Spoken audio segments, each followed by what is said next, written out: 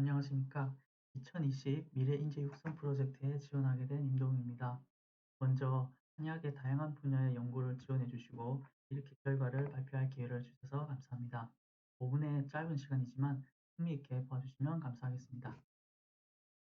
이번에 제가 발표하게 될 포스트의 주제는 최근 신약 개발 과정에서 각광을 받고 있는 신약 재창출을 한의학 분야에서 탐구하고 이를 응용하여 수행한 연구의 결과를 제시한 내용입니다. 먼저 신약 재창출, 드러그 리퍼포징을 알아보겠습니다.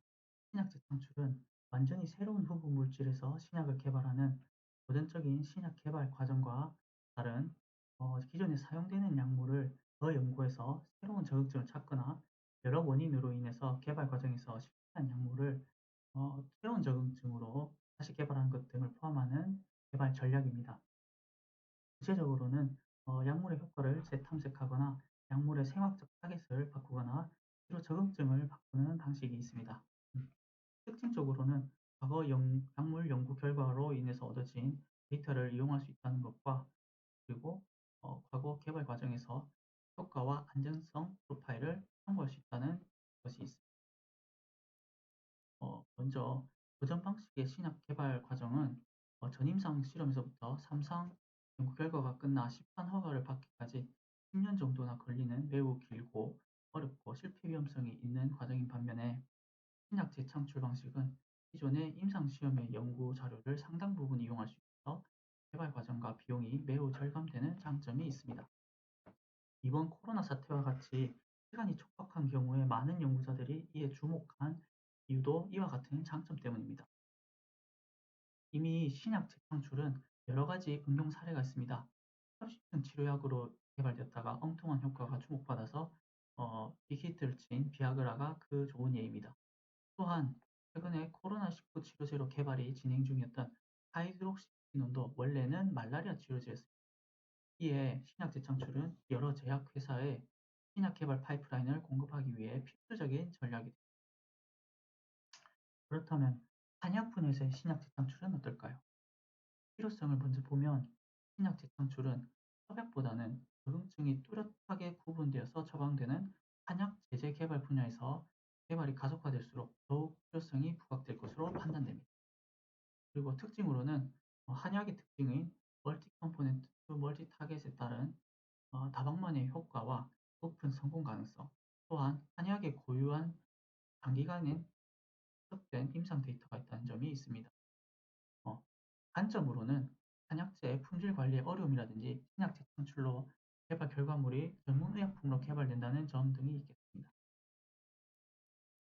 제 연구에서 이용한 신약 재창출 전략은 리터레처 베이스드 문헌 베이스 연구에 가까운데요. 기존의 약국에서 판매되는 한방 일반 의약품 중 구성과 제형, 복용법 등이 같은 처방인데 적응증이 다른 처방을 찾아서 그 가능성을 연구해서 새로운 적응증의 일반 의약품을 만드는 것이었습니다. 여기서 후보로 거론된 것이 서치환이었고요.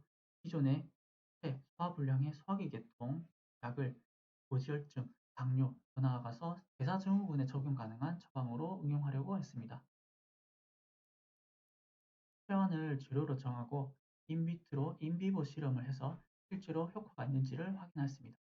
다음과 같이 세포주 실험과 동물 실험을 진행을 했습니다. 지방 전구세포와 간암 세포를 이용한 실험에서 서체환이 성공적으로 지질 분화 억제 효과를 나타내었고 그리고 당 흡수능을 개선시켰습니다.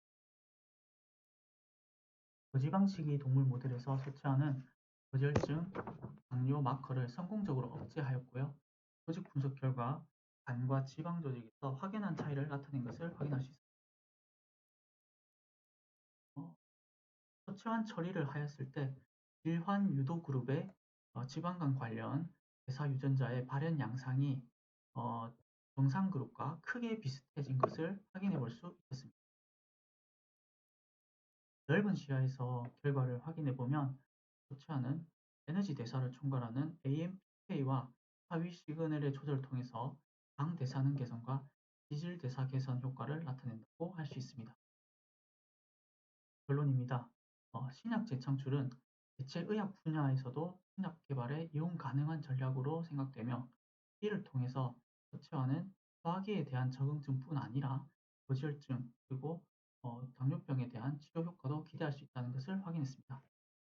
천연물과 한의학의 연구 분야에서도 신약 재창출의 개념에 대한 논의와 연구가 시급한 것으로 판단됩니다.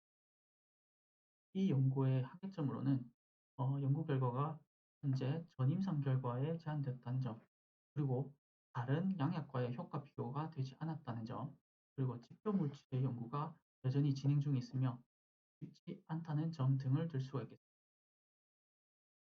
해당 연구 주제는 다음과 같은 연구 과제 지원을 받았으며 2019년에 과학 잡지 사이언티픽 리포트에 그 결과가 출판되었습니다.